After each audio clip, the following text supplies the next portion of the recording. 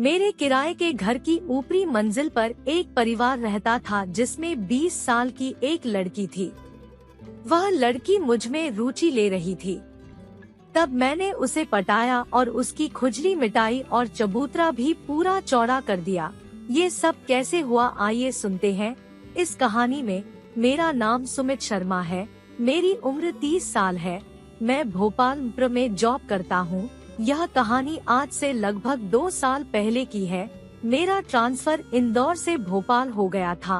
भोपाल आकर हमने एक मकान किराए पर लिया जहां मैं अपनी पत्नी नेहा के साथ आकर रहने लगा। आसपास सभी लोग फैमिली वाले ही थे तो हमें रहने में कोई परेशानी नहीं हो रही थी।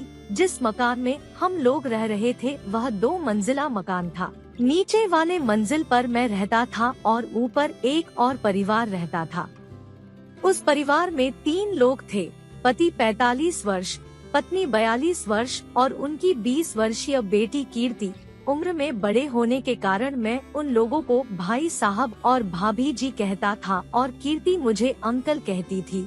भाई साहब का सेल्स का जॉब था, इसलिए महीने में लगभग 15 दिन वे घर से बाहर ही रहते थे। हम दोनों ही परिवारों का जीवन एक दूसरे के सहयोग से चल रहा था। एक बार मेरे साले की तबीयत अचानक खराब हो जाने के कारण मुझे मेरी पत्नी को लेकर मायके जाना पड़ा। 3 से 4 दिन बाद साले की तबीयत में सुधार होने के कारण मैं वापस भोपाल आ गया, लेकिन पत्नी को देखभाल के लिए कुछ दिन मायके में ही रुकना था। अब मैं काम पर जाता और वापस आकर या तो खाना बनाता या कभी कभी खाना भाभी जी के यहाँ से आ जाता। ज्यादातर उनकी बेटी कीर्ति ही खाना लेकर आती थी। वह दरवाजा खटखटाती तो मैं दरवाजा खोलकर खाना ले लेता और धन्यवाद देता तो वह मुस्कुरा कर वापस चली जाती। सब कुछ ऐसे ही चल रहा था। एक दिन में शाम के समय मैं ड्यूटी से वापस आया। अप्रैल का महीना था। हल्की गर्मी हो रही थी तो मैंने सोचा नहा लेता हूँ। मेरी एक आदत है कि जब मैं घर में अकेला होता हूँ तो बाथरूम का दरवाजा खोल के और पूरा प्राकृतिक अवस्था में होकर नहाता हूँ। उस दिन भी मैं नहा रहा था और मैं घर का दरवाजा बंद करना ही भूल गया था।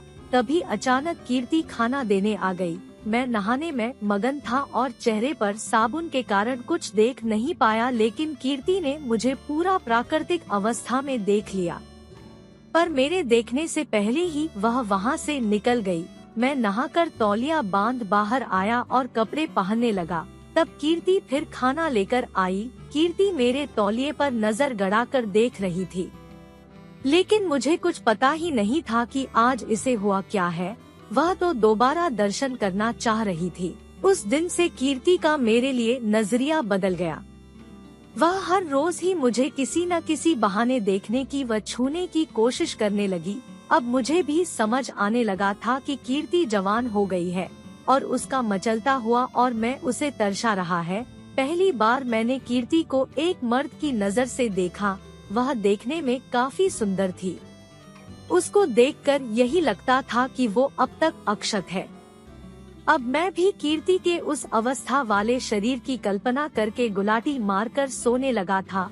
एक दिन की बात है, गर्मियों के दिन थे और मुझे रात 10 बजे के बाद नींद नहीं आ रही थी तो मैं छत पर घूमने के लिए चला गया। आसपास स्ट्रीट लाइट होने के कारण छत पर रोशनी की कोई कमी नहीं थी। वहां जाकर देखा तो कीर्ति भी वहीं घूम रही थी।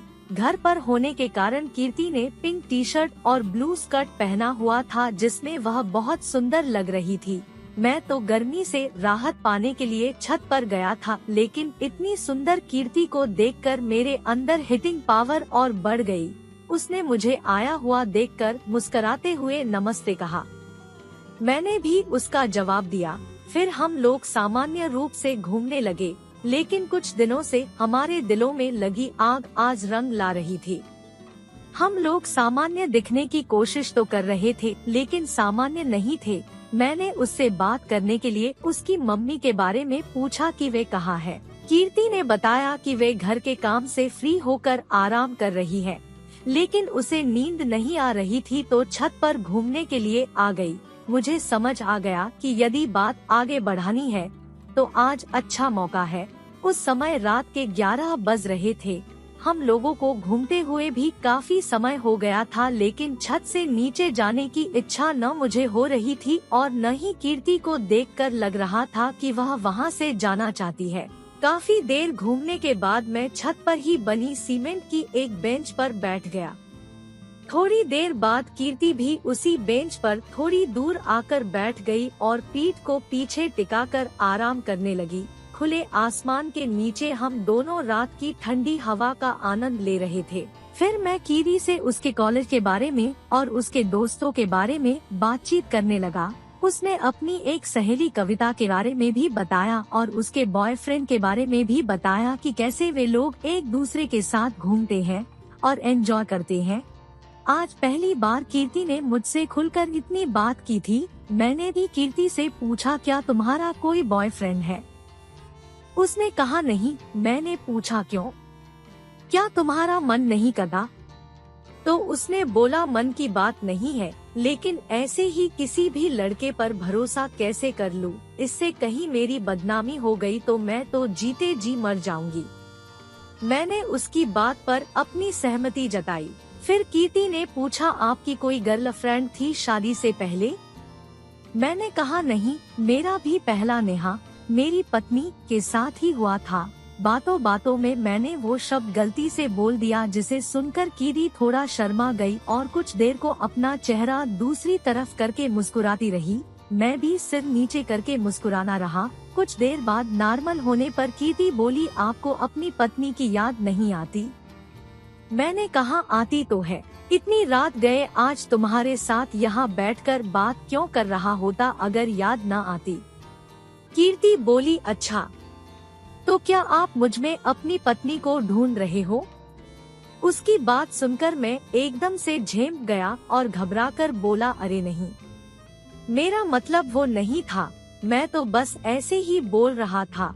कीर्ति ने मुस्कुराते हुए कहा, हाँ मुझे पता है, वैसे भी कहाँ मैं और कहाँ आपकी खूबसूरत पत्नी, मैं तो उनके आगे कुछ भी नहीं हूँ। मैंने मन में सोचा कि क्या इस लड़की को सच में नहीं पता कि यह कितनी सुंदर है या मुझसे तारीफ के लिए ऐसा बोल रही है। तब मैंने कीर्ति को बोला, किसने बोला कि तुम खूबसूरत नहीं हो? तुम किसी भी अप्सरा से कम नहीं लगती हो, तुम्हें देखकर तो कोई भी पागल हो जाए। कीर्ति फिर बोली, आप तो नहीं हुए पागल, आपने तो आज तक मुझे ठीक से देखा तक नहीं। यह कहते हुए उसने अपना सिर झुका लिया और थोड़ी उदास हो गई। मैं उसकी बातों को सुनकर समझ चुका था कि आज यह पूरा मन बना चुकी है। अब देर करना मैंने ठीक नहीं समझा। मैं कीर्ति के पास पहुंचा और उसे पकड़कर उसे चूम दिया। कीर्ति एकदम से खड़ी होकर बोली, यह क्या कर रहे हो आप? उसकी बात सुनकर मेरी सिट्टी पिट्टी गुम हो गई। मुझे लगा आज तो मैं गया। अगर कहीं इसने ये सब कहीं अपनी मम्मी को बता दिया तो क्या होगा। मैं कीर्ति को मनाने के उपाय सोचने लगा। मैंने सोच लिया आज चाहे इसके पैर ही क्यों न पड़ना पड़े, लेकिन इसको मनाना ही पड़ेगा कि ये किसी से कुछ न कहे। मैंने कुछ ही पलों में इतना सब सोच लिया था, जबकि कीर्ति इसी बीच आसपास चारों तरफ यह देख रही थी कि हमें किसी ने देख न लिया हो। जब कीर्ति को भरोसा हो गया कि आसपास की छतों पर कोई नहीं है, तो वह बोली, यहाँ हमें कोई देख सकता है, आप अपने घर नीचे जाओ, मैं मम्मी को चेक करके आपके पास आती हूँ। कीर्ति की इस बात से मेरी जान में जान आई। रात के 12 बजने वाले थे। मैं बिना देर किए अपने घर आ गया और कमरे की लाइट बंद करके दरवाजा खुला छोड़ दिया। मैंने पूरे रूम में गुलाब की खुशबू वाला रूम फ्रेशन छिड़क दिया ताकि रूम का माहौल और भी रोमांटिक हो जाए।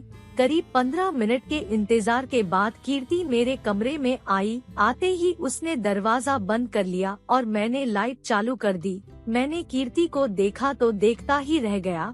अभी कुछ देर पहले कीर्ति के चेहरे पर कुछ नहीं था, लेकिन अब कीर्ति ने होठों पर लिपस्टिक और आंखों में आई लाइनर लगाया हुआ था।